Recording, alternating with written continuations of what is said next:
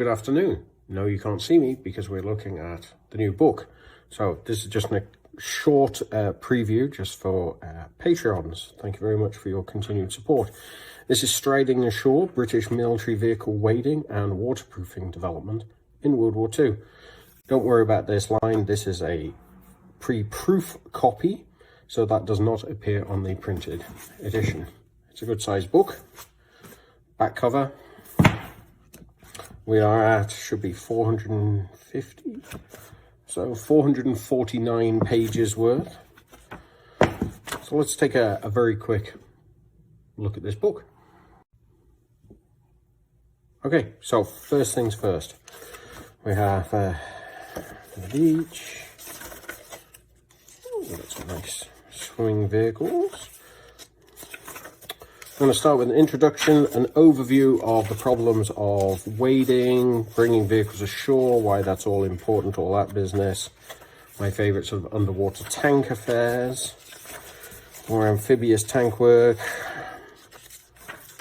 Then we're going to get into early work on wading itself. I'm going to look at trying to improve Valentines, trying to do the early offloading, even getting our Matildas offloaded from a salt craft, going through the water,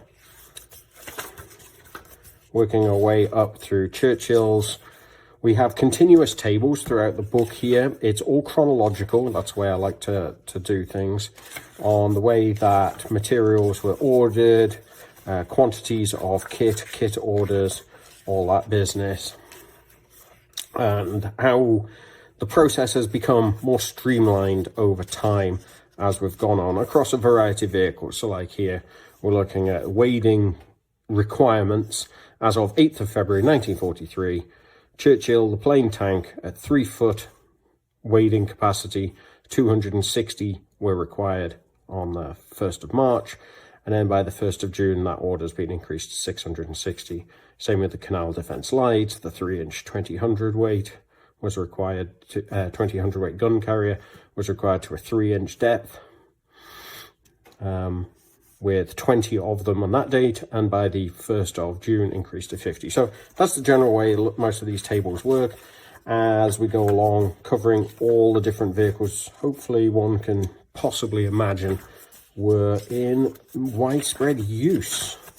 So you'll see an awful lot. And then we also cover a lot of the actual trials of the vehicles as we go along.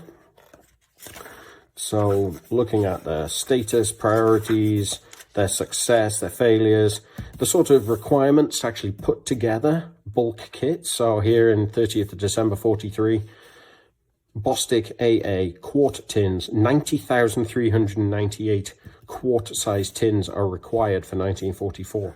So when you're talking about war in a production setting, obviously you need to be able to provide everything you need for all the vehicles when you're designing these kits. So we have summaries of outcomes of all the waterproofing committees as we go along. I put in as many photos as I can get away with as we're moving through here of all the various trials and developments. Let me just put this over to one side here. Let's hold that open with a tank track link, seems appropriate.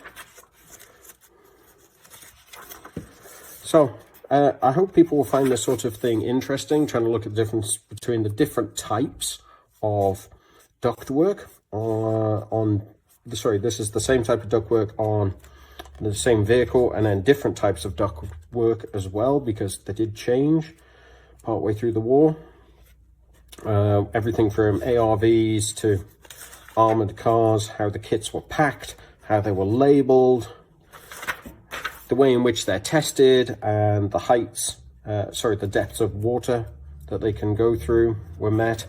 And then improvements in quality control coming up through May 1944 to make sure that the kits were up to standard. The amount of time it takes to waterproof various vehicles. So let's say we want to know how long it takes to waterproof a T-16 carrier. We're looking at 76 total man hours by May 1944. So this is all really fascinating to me. Hopefully this will be the sort of information a lot of other people will want to have. so they know how vehicles were prepared in order to come off a landing craft and get ashore without breaking down. We've even got the old Archer in there as well. So not the most common vehicle, or perhaps one that people more commonly have seen coming off a landing craft. Everything. A30, Electo, as we go on. Anyway, so as we get towards the back, I put in the list of every single wading instruction, manual and publication with their chill journal numbers that I can find. List of wading instructions by number. There's even some random publications, memos, a timeline of key events.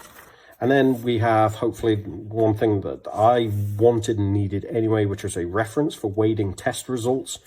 So we can look through here chronologically for the results of vehicles being tested. So, for example, 30th of January 1944, a Churchill was tested in 5 foot of seawater. It waded in the calm sea, 1 foot high waves, traveled 50 yards, took 1 minute, 10 seconds. That report was very brief, which is why it's in there. Other reports were longer and they've got more feedback about the ingress of water, such as like this Centaur Mark 1, severe leak in asbestos compound used to seal turret ring. This hopefully is the sort of thing people are going to want and need and make use of as a reference guide as they go along. And in the back here, just for illustration purposes of trying to show people what this is all about, I reproduced a copy of Combined Operations Pamphlet number 41C, Instructions on Waterproofing and Wading as well, so people can see just how well set out this all was. So that is Striding Ashore. That is Striding Ashore, he says, making a loud bang. I do apologise. This should be coming out very, very shortly. I just need to finish going through this to make sure that there's no editorial errors with paragraphs on different pages and things like that. So thank you very much. This book, as I say, will be available shortly. And thank you very much for your continued support.